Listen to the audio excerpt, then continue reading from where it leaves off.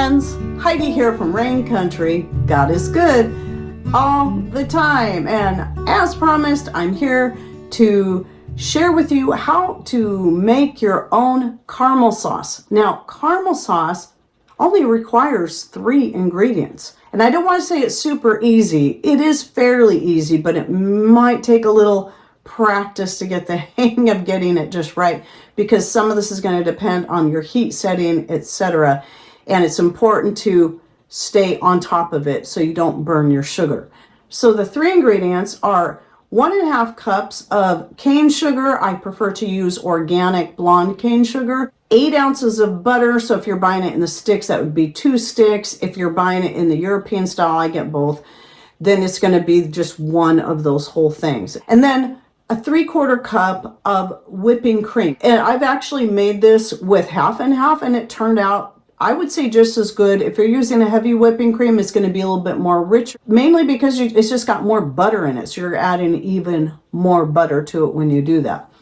So the first step is you want to make sure you got a good heavy bottom pan.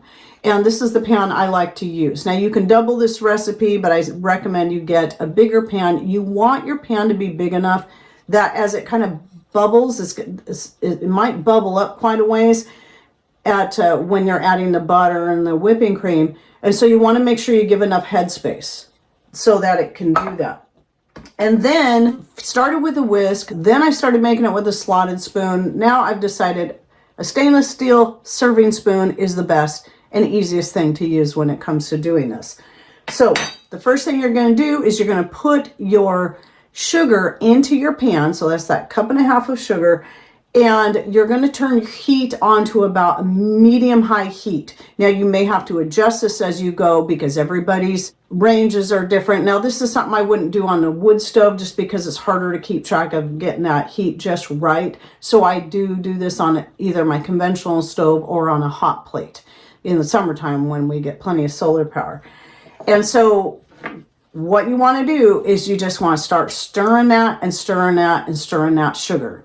And keep stirring it, and it's very slowly, it's going to start melting, and you want to keep a close eye on it because you don't want your sugar to burn. You'll know when it starts burning because you're going to smell it. So keep stirring that sugar. What it's going to do first, it's going to clump up. It's going to make kind of hard clumps, and you're going to feel like, oh no, I'm messing it up. That's normal. Just keep going. Keep stirring. And what will happen is it will eventually all melt thoroughly, and it will also caramelize in the process. So it will start turning that brownish color that you're going to be so familiar with when it comes to caramel. That's why it's called caramel. It's caramelizing. And then you may have to turn the heat down a little bit if it feels like it's getting too hot.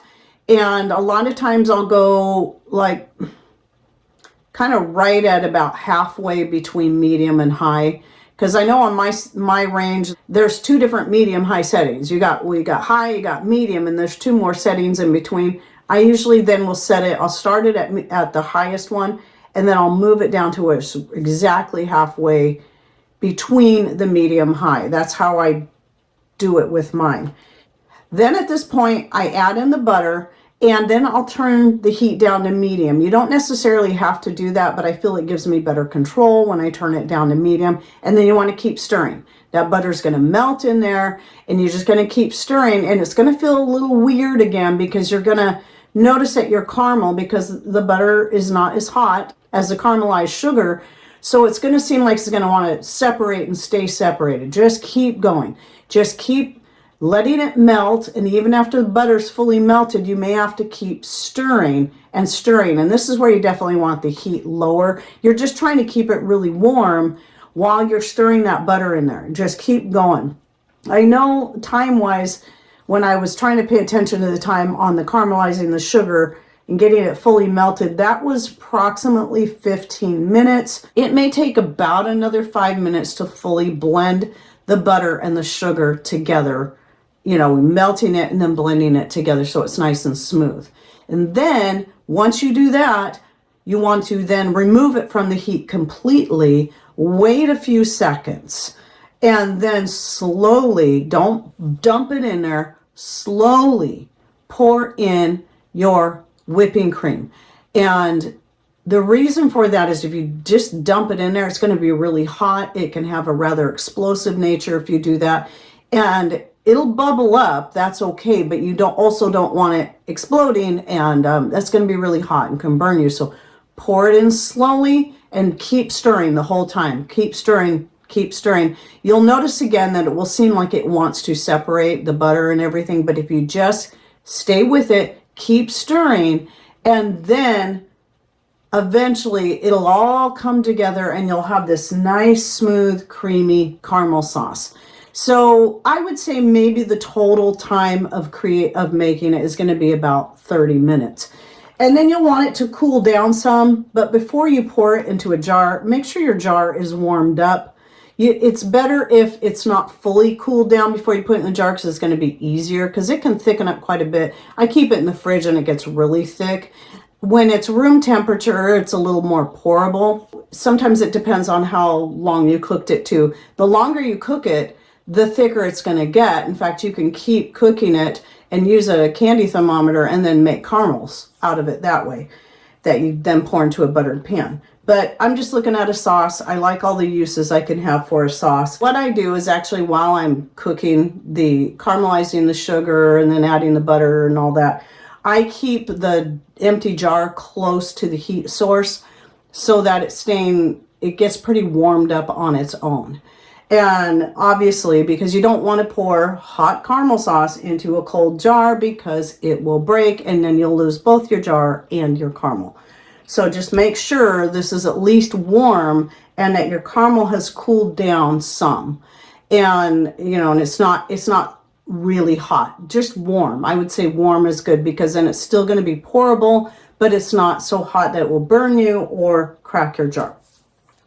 And then here's the fun part. It's the using it. So many things you can do with caramel sauce. Now, years ago, you can't really tell in this picture, but I had made a chocolate banana bread and poured some of my caramel sauce over it. And because the banana bread was pretty warm when I pulled it out, the caramel sauce kind of seeped into the bread, and you can see it sort of pooling up a little bit on the outsides. But that was a pretty good thing. I haven't done that in a long time, but that's one option. More recently, this is something I only thought of this time, because I hadn't made caramel sauce in years until this past year. The past few months, I started getting back into it again so I could share the recipe with you guys and then just experiment with it some more. But I was making some apple pies, decided I would try, thinking, boy, that caramel apple pie, that sounds really good. So I just drizzled some of the caramel on top of the pie. Super, super yummy. Of course, it's going to add more calories, more sugar to your pie, but let me tell you, it is definitely a really wonderful treat for a special occasion. You can also use the caramel sauce in your coffee. Typically I'll drink my coffee black, but every once in a while it is kind of fun to have a nice treat. You might pour in some cream or half and half, add a scoop of your caramel sauce in there, and then let it dissolve.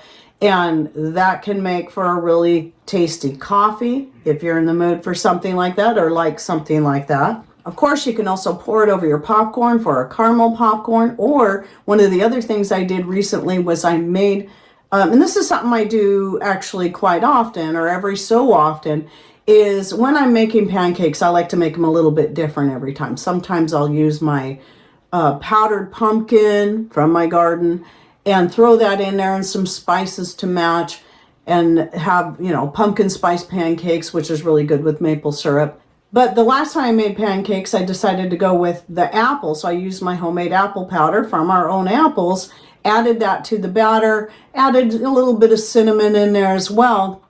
And then instead of putting the maple syrup on, I used the caramel sauce. I didn't do any science experiments on it, but I would say it's probably pretty equal to the sugar content in maple syrup. So, if you're worried about it being more sugary, well, it just depends on how much you put it on there. But because the pancakes were nice and warm, it actually went on very much like syrup. A little bit thicker than real maple syrup, but boy, that was a really good treat too. So all the many things that you could do with your caramel sauce, all the treats you can make, and you can do this with just the 3 ingredients that you most likely already have in your home. so it doesn't require anything special.